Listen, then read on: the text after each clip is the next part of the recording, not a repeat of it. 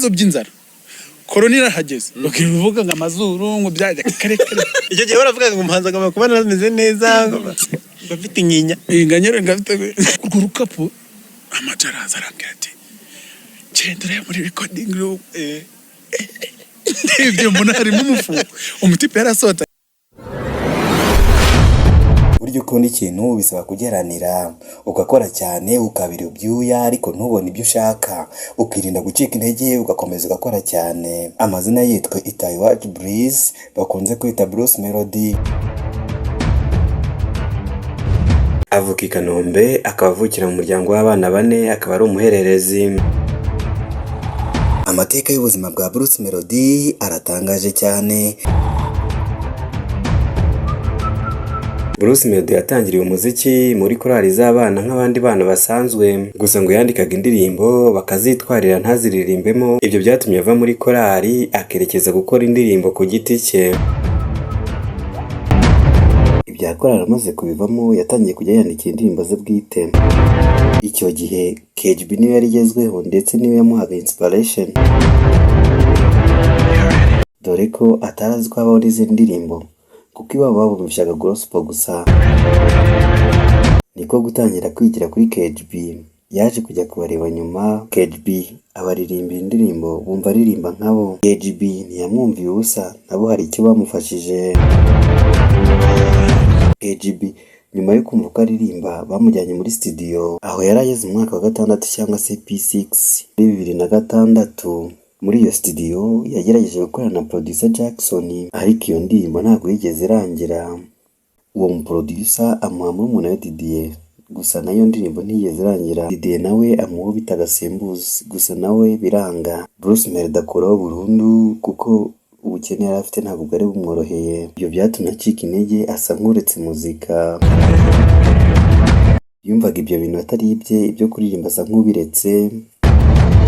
Ariko Melody ntiyamanitse amaboko gutyo gusa, kuririmba byari inzozi ze ariko yabonaga kuzikabya bitagishobotse. Melody yahise apanga kwiga production, gahunda yo kwikorera video ndetse n'indirimbo ze. Ubwo yaramaze kubona ko kubona umuproducer umukora indirimbo ku giti cye bitoroshye, niko gutangira kwiga gukora indirimbo abyigiye muri studio ya Ama-G yitwaga Black Gang Studio. Icyo gihe yari kuri na producer Piano. Uyu bamwise Piano kubera ko yari umuhanga mu gucuranga piano, ndetse yari n'undi mu producer bitaga Jimmy. Abo nibo bari baraproducer bakomeye muri iyo studio, ariko Bruce Melody niwe wari uwanyuma hanyuma y'abandi bose, ndetse abo bose bigishwaga na Junior Multi System. Gusa ab'ingenzi bigishwaga bari babiri. Melody ahanini baramusohoraga iyo babaga bagiye kwiga.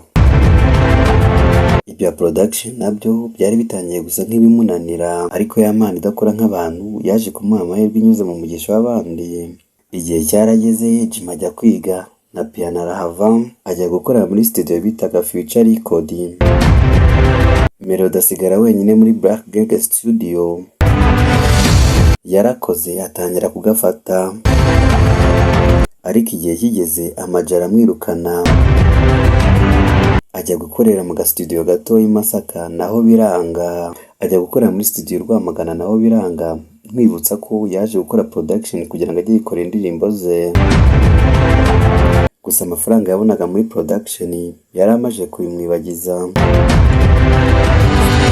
Studio Melody yari agiye muri Rwamagana nayo yaje kumwirukana. Melody wari umaze kumenyerwa mu kwirukana, ese noneho yaje kwerekeza he? Melody yaje kugaruka i Kanombe asanga studio ya Ama-G Black Gang Studio yarayigurishije.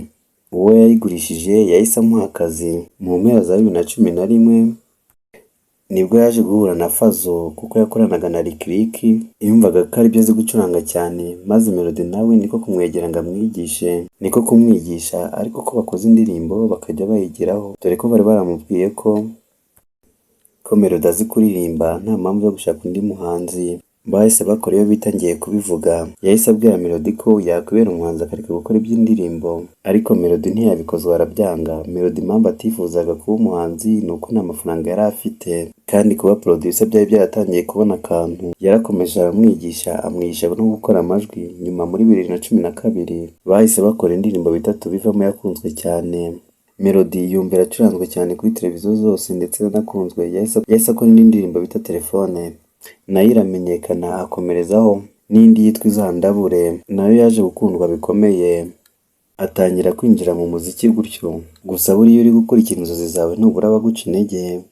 Melody yatangaje ko ubwo yari ari mu kiganiro umunyamakuru yamubajije ati ese ubona ko uburanga bwawe ntacyo buzabangamira kuri kariyeri yawe? Ako kantu umunyamakuru yamubwiye na n'ubu karacyari mu mutwe kanze kumuvamo, niko kamugejeje aho ageze ubu, azamuka yitwa Bruce Melody. Ese ubundi izina Bruce Melody ryaturutse he? Ubundi Bruce ni izina yiswe n'ababyeyi bamubyara, ariko Melody ryaje kwiyongeraho ubwo bamubonaga muri studio bakumva ngo afite melody nziza, niko gutangira kuvuga ngo mutuzanire wa mwana ufite melody, bahita bamuhimba Bruce Melody. Bruce Melody yigeze gucika intege bikomeye ubwo hari ku itariki ya Nzeri 2012 ubwo yari ari gukora amashusho y'indirimbo bita Uzandabure. Baramuhamagaye baramubwira ati mama wawe ararembye cyane. Yageze mu rugo asanga mama we yararembye, ageze mu rugo ahita apfa. Ibintu byahise bitangira kuzamba, byaragoranye cyane ndetse yacitse intege, dore ko mama we yatabarutse akishakisha mu muziki.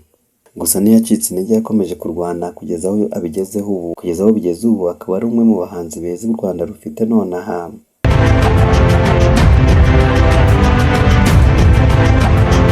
Tekereza kuva i Kanombe n'amaguru ukamanuka mu Kanogo ukagera Gikondo ukazamuka Nyamirambo ugiye muri studio, ubu ukaba uri kugenda muri parabasi ya $400,000. Ni ikigaragaza ko nta hantu Imana itakura umuntu. Niba ukunda ibyegeranyo nk'ibi andika muri comment ikindi cyegeranyo mvuga ko twakugezaho.